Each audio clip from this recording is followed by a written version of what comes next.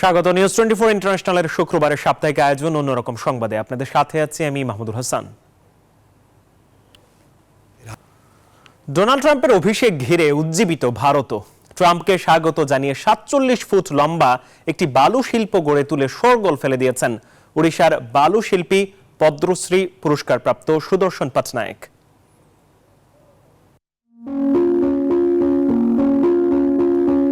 Donald ট্রাম্পের ৪৭ foot লম্বা একটি বালু শিল্প তৈরি করেন পুরীর নীলাদ্রি সমুদ্র সৈকতে। তাতে ট্রাম্পের মুখের এক পাশ দেখা যাচ্ছে। পরনে তার নীল রঙের কোট, সাদা জামা ও লাল টাই, সঙ্গে হোয়াইট হাউস ও মার্কিন পতাকা আঁকা রয়েছে। বালু শিল্পে লেখা অভিনন্দন ডোনাল্ড ট্রাম্প, হোয়াইট হাউসে স্বাগতম। ডোনাল্ড ট্রাম্পের এই বালু শিল্প দেখতে পুরীর সমুদ্র সৈকতে ভিড় করছেন পর্যটকরা। শিল্পী সুদর্শন পাটনায়ক এক্স হ্যান্ডেলে শুভেচ্ছা বার্তা সহ লেখেন, তিনি ডোনাল্ড ট্রাম্পের বড় ভক্ত। যুক্তরাষ্ট্রের প্রেসিডেন্ট হিসেবে দ্বিতীয়বার শপথ নেবেন ডোনাল্ড ট্রাম্প। এর আগে ২০১৭ থেকে ২০২১ সাল তিনি ৪৫তম মার্কিন প্রেসিডেন্ট হিসেবে দায়িত্ব পালন করেছেন। চন্দ্রা, নিউজ 24। যুক্তরাষ্ট্রের ৪৭তম প্রেসিডেন্ট হিসেবে শপথ গ্রহণের পর বেশ কয়েকটি অনুষ্ঠানে অংশ নিয়েছেন ডোনাল্ড ট্রাম্প ও তার স্ত্রী মেলানিয়া ট্রাম্প। অনুষ্ঠানগুলো প্রেসিডেন্সিয়াল ইনাগুরাল বল নামেও পরিচিত। এ সময় নিজের আনন্দকে আর ধামা চাপা দিতে পারলেন না তিনি, নেচে গেয়ে তা প্রকাশ করেন। তাদের সঙ্গে ছিলেন ভাইস প্রেসিডেন্ট জেডি ভ্যান্স ও তার স্ত্রী উষা ভ্যান্স। ডোনাল্ড ট্রাম্পের নতুন মেয়াদের শুরু উদযাপন করতে ৩টি আনুষ্ঠানিক অনুষ্ঠানের আয়োজন করা হয়। এই অনুষ্ঠানগুলো প্রেসিডেন্সিয়াল ইউনিগ্যুরাল বল নামেও পরিচিত। উদ্বোধনী বলয়ে কমান্ডার হিসেবে কেক কাটার পর স্ত্রী মেলানিয়াকে নিয়ে YMCA এর গানে নাচেন প্রেসিডেন্ট ট্রাম্প। ওয়াশিংটনে 3টি স্থানে ইউনিগ্যুরাল বল আয়োজন করা হয়েছে। সেগুলো হলো commander in chief ball, liberty inaugural ball এবং স্টারলাইট বল। শুরুতে ইউনিগ্যুরাল কমান্ডার ইন চিফ বলে স্ত্রী মেলানিয়াকে নিয়ে ট্রাম্প নাচার সময় ভাইস প্রেসিডেন্ট জেডি ভ্যান্স ও তার স্ত্রী উষা ভ্যান্সকেও নাচতে দেখা যায়। এছাড়া শপথের আগের রাতেও মঞ্চে নাচতে দেখা গেছে তাদের। চন্দ্রা, নিউজ 24। যুক্তরাষ্ট্রের প্রেসিডেন্ট নির্বাচিত হওয়ার পর নিরাপত্তার স্বার্থে প্রেসিডেন্ট ও তার পরিবারের সদস্যদের একটি করে কোড নেম দেয়া হয়। রাজ পরিবারের সদস্যদের যেমন নিজস্ব নাম রয়েছে, তেমনি মার্কিন প্রেসিডেন্টদেরও নিজস্ব নাম দেওয়ার এই প্রথা চলছে কয়েক দশক ধরে। ট্রাম্পের কোড নাম জানা থাকলেও বাইডেনের কোড নাম জানেন না অনেকেই। সাধারণত মার্কিন প্রেসিডেন্ট ও তার পরিবারের সদস্যদের কোড নেম দেয় তাদের নিরাপত্তায় নিয়োজিত সংস্থা সিক্রেট সার্ভিস। সংস্থাটি গত ৮০ বছর ধরে এই কাজ করে আসছে। একসময় এসব কোড নামের বিশেষ গুরুত্ব থাকলেও এখন তা শুধুই আলংকারিক অর্থে ব্যবহার করা হয়। যুক্তরাজ্য ভিত্তিক সংবাদ মাধ্যম মিরর জানিয়েছে, দ্বিতীয় মেয়াদে যুক্তরাষ্ট্রের প্রেসিডেন্ট হওয়ার পর ডোনাল্ড ট্রাম্পের কোড নেম দেয়া হয়েছে মোগল। প্রথম মেয়াদে প্রেসিডেন্ট থাকার সময়ও ট্রাম্পের নাম ছিল মোগল। আর ফার্স্ট লেডি মেলানিয়া ট্রাম্পের কোড নেম রাখা হয়েছে মিউস। বিদায়ী মার্কিন প্রেসিডেন্ট জো বাইডেনের কোড নাম ছিল সেল্টিক। বাইডেনের ভাইস প্রেসিডেন্ট কামালা হ্যারিসের কোড নেম ছিল পায়োনিয়ার। ৮ বছর যুক্তরাষ্ট্রের প্রেসিডেন্ট ছিলেন বারাক ওবামা। তখন তার কোড নেম ছিল রেনেগেড। ১৯৮৯ থেকে ১৯৯৩ সাল মার্কিন প্রেসিডেন্ট ছিলেন জর্জ H.W. বুশ। তার কোড নাম ছিল টিম্বার উলফ। আমেরিকার শিকারী পাখি হিসেবে ঈগল বেশ জনপ্রিয়। এছাড়া স্কাউটের শীর্ষ পদমর্যাদার নামও ঈগল। এই নামকেই নিজের কোড নেম হিসেবে বেছে নিয়েছিলেন সাবেক মার্কিন president Bill Clinton. Chandra, news 24। মার্কিন প্রেসিডেন্ট ডোনাল্ড ট্রাম্প বৈচিত্র্য কর্মসূচি LGBTQ সুরক্ষার নির্বাহী আদেশকে বাতিল ঘোষণা করেছেন। লিঙ্গ বলতে শুধু পুরুষ এবং নারীকে স্বীকৃতির কথা জানিয়েছেন তিনি। শীঘ্রই এ নিয়ে নির্বাহী আদেশও জারি করা হবে। আর এর প্রতিবাদে স্বর চড়া করেছে তৃতীয় লিঙ্গের অধিকার সংক্রান্ত সংগঠনগুলো। যুক্তরাষ্ট্রে এবার থেকে সরকারি খাতায় লিঙ্গ দুটি, পুরুষ এবং স্ত্রী। এর বাইরে কোনো লিঙ্গ থাকছে না ডোনাল্ড ট্রাম্পের জামানায়। শীঘ্রই তিনি এই বিষয়ে একটি নির্বাহী আদেশও জারি করবেন। 20 জানুয়ারি শপথ নেওয়ার পর ট্রাম্প বলেন, এখন থেকে আমেরিকার সরকারি নীতি অনুসারে শুধুমাত্র দুটি লিঙ্গ থাকবে, পুরুষ এবং নারী। হোয়াইট হাউসের একজন কর্মকর্তা জানান, নতুন এই নির্বাহী আদেশের ফলে ফেডারেল সরকারকে জেন্ডার শব্দটির পরিবর্তে সেক্স শব্দটি ব্যবহার করতে হবে এবং স্টেট ডিপার্টমেন্ট ও হোমল্যান্ড সিকিউরিটি বিভাগকে পাসপোর্ট, ভিসা সহ সরকারি নথিতে সঠিকভাবে লিঙ্গ প্রতিফলিত হয় তা নিশ্চিত করার নির্দেশও দেওয়া হয়েছে। রূপান্তরকামীদের জন্য সরকারি নথিতে পৃথক লিঙ্গের ব্যবস্থা নিয়ে নীতি চালু করেছিলেন যুক্তরাষ্ট্রের প্রাক্তন প্রেসিডেন্ট জো বাইডেন। 4 বছর আগে ওভাল অফিসের দায়িত্ব নিয়েই প্রথম দিনই এই নীতি চালু করেছিলেন বাইডেন। দ্বিতীয়বার ক্ষমতা আসতে ওই নীতি বদলে ফেলতে উদ্যোগী হলেন ট্রাম্প। ট্রাম্পের এই সিদ্ধান্তের প্রতিবাদে সরব হয়েছে আমেরিকার বিভিন্ন মানবাধিকার। দেশটির তৃতীয় লিঙ্গের অধিকার সংক্রান্ত সবচেয়ে বড় সংগঠন হিউম্যান রাইটস ক্যাম্পেইনের সভাপতি ক্যালি রবিনসন বলেছেন, আমরা পিছু হটছি না, ভয়ও পাচ্ছি না। এর বিরুদ্ধে লড়াই করব নিজেদের সর্বশক্তি দিয়ে। চন্দ্রানী চন্দ্রা, নিউজ 24। নিউজ 24 অন্যরকম সংবাদে একটা বিরতি নিচ্ছি, সাথেই থাকুন।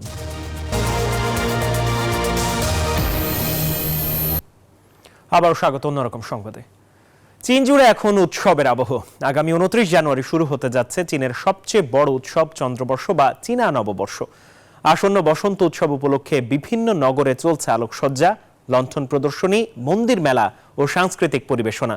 বিশ্বের প্রায় 1/5 মানুষ বিভিন্ন উপায়ে এটি উদযাপন করে। চীনের এক একটি শহর যেন এখন উৎসবের নগরী। বসন্ত উৎসব ও চান্দ্রবর্ষকে সামনে রেখে অপরূপ সাজে সেজেছে দেশটির প্রধান শহর ও পর্যটন নগরীগুলো। চায়না মিডিয়া গ্রুপ সিএমজি নির্মিত বসন্ত উৎসবের প্রচারণামূলক প্রোমো প্রকাশিত হলো বিশ্বব্যাপী। প্রদর্শিত হলো থাইল্যান্ড, মরিতানিয়া এবং দক্ষিণ আফ্রিকার বিভিন্ন সাংস্কৃতিক অনুষ্ঠানে। বসন্ত উৎসবে নির্মিত গালার একটি প্রচারণামূলক ভিডিও উপভোগ করে দর্শকেরা।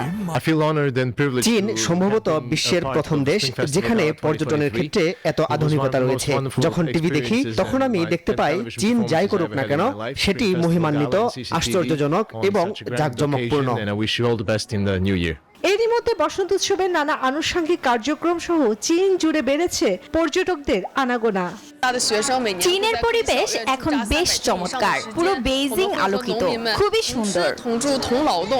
নববর্ষের আগেই পরিবারের সান্নিধ্যে বাড়ি ফিরছেন অনেকেই। যাত্রীচাপ লক্ষ্য করা যায় বেইজিং এর রেল স্টেশন, বিমান, শহরের রাস্তায়। চীনে ভিসামুক্ত নীতি চালু হওয়ার পর এবার পেমেন্ট সুবিধার হওয়ায় সঙ্গে সঙ্গে বিদেশিদের চীনে যাতায়াত আরও সহজ হচ্ছে। তাই বিশ্বের বিভিন্ন দেশ থেকে পর্যটক আসার সংখ্যাও বেড়েছে বলে মনে করছেন পর্যটক বিশেষজ্ঞরা। চীনা নববর্ষকে কেন্দ্র করে বসন্ত উৎসব 29 জানুয়ারি শুরু হবে। এর মধ্যে দিয়ে সূচনা হবে স্বল্পবর্ষের। এই উৎসবটি এখন বিশ্বজুড়ে স্বীকৃত। সম্প্রতি ইউনেস্কো মানবতা অধরা সাংস্কৃতিক ঐতিহ্যের প্রতিনিধিত্বমূলক তালিকায় স্থান পেয়েছে। চন্দ্রানী চন্দ্রা, নিউজ 24। ভারতের পূর্বাঞ্চলীয় বিহার রাজ্যের বৌদ্ধ ভিক্ষুরা অশুভ আত্মাদের তাড়িয়ে বিশ্ব শান্তির প্রার্থনার জন্য একটি মুখোশ নৃত্য পরিবেশন করেছেন। 22 জানুয়ারি রঙিন পোশাক পরিহিত নৃত্যশিল্পীরা ঐতিহ্যবাহী ঢোল বাজিয়ে নৃত্য পরিবেশন করেন, যার মূল উৎস গয়। 3 দিনের ধর্মীয় অনুষ্ঠানের অংশ হিসেবে স্থানীয় মঠে এই নৃত্য পরিবেশন করা হয়। উপভোগ করে ভুটান, সিকিম এবং ভারতীয় কাশ্মীরের মতো বিভিন্ন স্থান থেকে আসা দর্শকরা।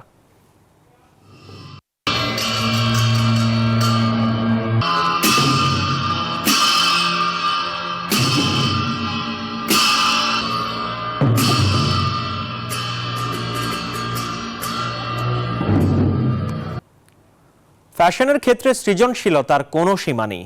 নতুনত্ব নিয়ে ফ্যাশন ইন্ডাস্ট্রিতে সবসময় চলে প্রতিযোগিতা। তবে এবার ফ্যাশন হাউস বেলারুশের ব্যালেন্সিয়াগা এর বাবল র্যাপ দিয়ে তৈরি ড্রেস ফ্যাশন জগতে আলোচনার কেন্দ্রবিন্দুতে পরিণত হয়েছে। নতুনত্ব নিয়ে ফ্যাশন ইন্ডাস্ট্রিতে সবসময় চলে প্রতিযোগিতা। অনেক লাক্সারি ডিজাইনার হাউস পর্দার কাপড় কিংবা সংবাদপত্র কাগজ দিয়েও ড্রেস বানিয়েছে এবং সমালোচনার জন্ম দিয়েছে। সম্প্রতি ফ্যাশন হাউস বেলারুশের ব্যালেন্সিয়াগার বানানো ড্রেস ফ্যাশন জগতে আলোচনার কেন্দ্রবিন্দুতে পরিণত হয়েছে। হিন্দুস্তান টাইমসের প্রতিবেদনে বলা হয়, যেই পোশাকগুলো নিয়ে সমালোচনা হচ্ছে সেই পোশাকগুলো কোনো কাপড় দিয়ে তৈরি হয়নি, বরং তৈরি করা হয়েছে বাবল র্যাপ দিয়ে। ইউরোপের দেশ বেলারুশের একজন খুচরা বিক্রেতা সম্পূর্ণরূপে বাবল র্যাপ দিয়ে তৈরি করেছেন পোশাক। বাজারে বিষয়টি ছড়িয়ে পড়লে বেশ হইচই পড়ে যায়। JNWR ব্র্যান্ডের এই অনন্য সৃষ্টিকে প্রায়শই বেলারুশে ভ্যালেন্সিয়াগা বলা হয়। নারী পুরুষদের জন্য বানানো ড্রেসগুলো সম্পূর্ণরূপে বৃহৎ বাবল র্যাপ দিয়ে তৈরি, যা এটিকে একটি পরিধেয় মাস্টারপিসে পরিণত করে। দেশটির রাজধানী মিনেক্সের একটি মল থেকে একজন টিকটক ব্যবহারকারী একটি ভিডিও পোস্ট করার পর বাবল মোড়ানো পোশাকটি ভাইরাল হয়ে যায়। ভিডিওটি পোশাকটির কার্যকরী দিকগুলো দেখানো হয়েছে, যেমন একটি জিপার এবং একটি মূল্য ট্যাগ, যার মূল্য 280 বেলারুশিয়ান রুবেল, বাংলাদেশি টাকায় 10,300। চন্দ্রানী চন্দ্রা, নিউজ 24। বাঙালির চিরন্তন উৎসব পয়লা বৈশাখকে স্বীকৃতি দিল নিউ ইয়র্ক স্টেটের সর্বোচ্চ আইন প্রণয়নকারী সংস্থা স্টেট সিনেট। নিউ ইয়র্ক অঙ্গরাজ্যের সাংস্কৃতিক বৈচিত্র্যের স্বীকৃতি হিসেবে এই রাজ্যে বসবাসরত বিভিন্ন সম্প্রদায়ের মধ্যে সম্প্রীতির বন্ধন দৃঢ় করার লক্ষ্যে এমন সিদ্ধান্ত নিয়েছে যুক্তরাষ্ট্রের এই অঙ্গরাজ্যটি। প্রতি বছর প্রায় 10,000 বাংলাদেশি যুক্তরাষ্ট্রে আসেন স্থায়ীভাবে বসবাসের জন্য, যাদের অধিকাংশের আবাসস্থল হয় নিউ ইয়র্ক। আর পুরো যুক্তরাষ্ট্রে বাংলাদেশের সংখ্যা 10 লাখেরও বেশি।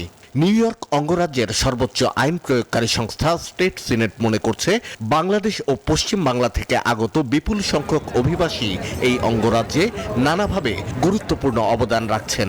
তাদের অবদানের প্রতি সম্মান জানিয়ে প্রতি বছর 14 এপ্রিল পহেলা বৈশাখকে অঙ্গরাজ্যটির বাংলা নববর্ষের দিন হিসেবে স্বীকৃতি দেওয়ার সিদ্ধান্ত নেয় স্টেট সিনেট। সিনেটের যে 234 প্রস্তাবে বলা হয়েছে, পহেলা বৈশাখ বাঙালির জীবনে অত্যন্ত গুরুত্বপূর্ণ একটি দিন। গত কয়েক বছর ধরে নিউ ইয়র্কের টাইমস স্কোয়ারে উৎসব মুখরভাবে এই দিনটি পালন করে আসছে বাঙালি সম্প্রদায়। নিউ ইয়র্কের সামাজিক সাংস্কৃতিক সংগঠন মুক্তধারার প্রধান নির্বাহী বিশ্বজিৎ সাহার উদ্যোগে সিনেটর লুইস সেপুলভিটা সিনেটে প্রস্তাবটি তুলে ধরেন। গত 22 জানুয়ারি তা গৃহীত হয়। অসাম্প্রদায়িক বাংলাদেশ গড়ার প্রত্যয় নিয়ে একই সঙ্গে প্রস্তাবে নিউ ইয়র্কের স্টেট সিনেটর যুক্তরাষ্ট্রে বিশেষ অবদানের জন্য শিকাগো টাওয়ার খ্যাত প্রকৌশলী FR Khan, living the world behind খ্যাত রুমানা আলম, লেখক ঝুম্পা লাহিড়ী, অমিতাভ ঘোষ, ইকবাল কাদির, ইউটিউবের কো-ফাউন্ডার জায়েদ করিম, খান একাডেমির ফাউন্ডার সালমান খান, ওমর ইশরাক সহ কৃতি বাঙালিদের নাম বিশেষভাবে উল্লেখ করেন। শাহ আলী জয়, নিউজ 24, ঢাকা। এই ছিল অন্যরকম সংবাদের আয়োজনে। আরো খবর ও বিশ্লেষণ জানতে ভিজিট করুন news24bd.tv। এতক্ষণ সাথে থাকার জন্য ধন্যবাদ সবাইকে।